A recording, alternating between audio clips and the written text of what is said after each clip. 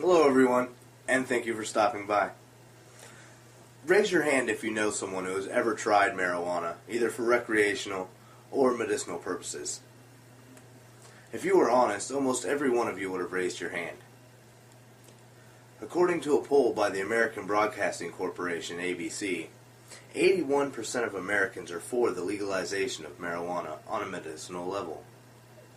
56% of Americans are for the legalization of marijuana altogether. So isn't it about time we ask our government why this is still illegal? So I went to the source.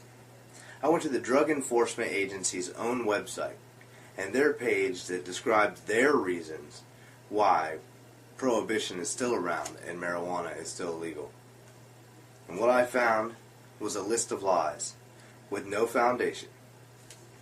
Since they didn't have the research listed, I did a little bit on my own. With a little help from the National Organization of the Reform of Marijuana Laws, or NORML, and a few other organizations, I'll explain to you why marijuana prohibition is not working and why we should legalize marijuana altogether. The DEA would have us believe that we have made significant progress in the drug war and our fight against drug trafficking in America. And now is not the time to abandon our efforts. According to Time magazine, though, Americans are twice as likely to try marijuana than the Dutch. 42% of Americans surveyed had tried marijuana at least once. Even though the United States has some of the most strict marijuana laws in the world, only one other country, New Zealand, comes close to the amount of people who live in the U.S. who have smoked marijuana. The DEA says illegal drugs are illegal because they are harmful.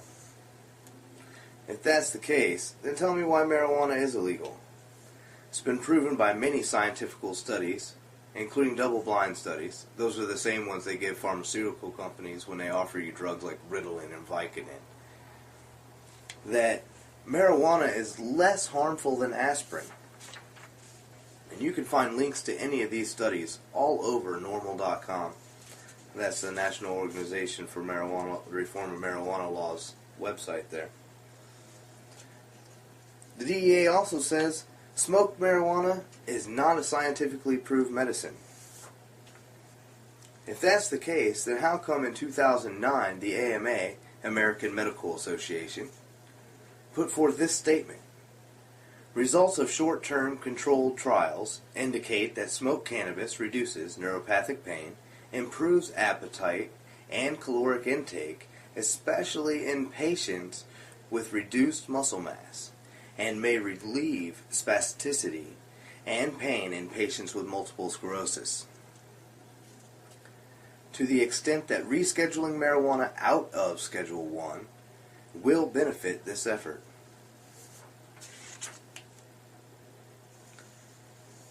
Each year, the government spends $15.5 billion on imprisoning drug addicts when they say they're trying to help them. And considering that 49.9% of all drug arrests, according to DrugAwardsFacts.com, are marijuana, that's roughly $7.75 billion spent on imprisoning marijuana users each year. The DEA also says that crime, violence, and drug use go hand in hand. Well, according to DrugLibrary.com and their report on psychoactive substances and violence, research on humans and many animal species suggests that there are several neurobehavioral links between violence and psychoactive substances. Marijuana and opiates temporarily inhibit violent behavior. And in case you don't know, inhibit means to suppress, to hold them back, to stop them. The government wants to tell us that most violent users get treatment and not jail time. Well, that's not really true either. There are over 11,000 people in prison, federal prison, for marijuana possession. There are over 858,000 people in prison in 2009 for marijuana convictions alone. These convictions have impacts on you being able to get student loans, your right to vote, your right to possess firearms, to go into other countries. There are many other things this takes an effect on. Your ability to get a job. If you have a felony on your record for marijuana possession, it is on there for 5 years. That means every employer who wants to do a background check or history on you will see that, and they won't look happily on it.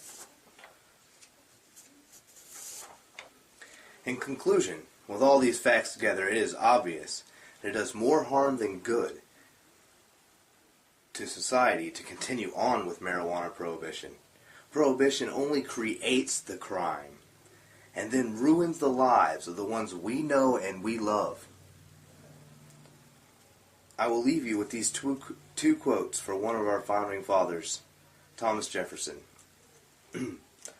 Some of my finest hours have been spent sitting on the back veranda, smoking hemp and observing as far as my eye can see.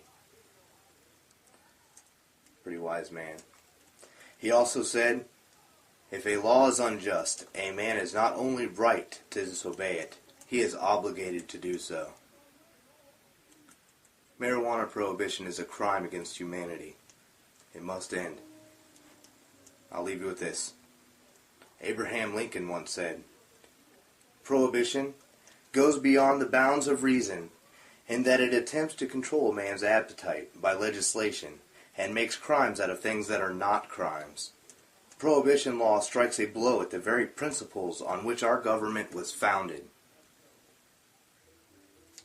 Do the right thing. Make your vote count and legalize marijuana.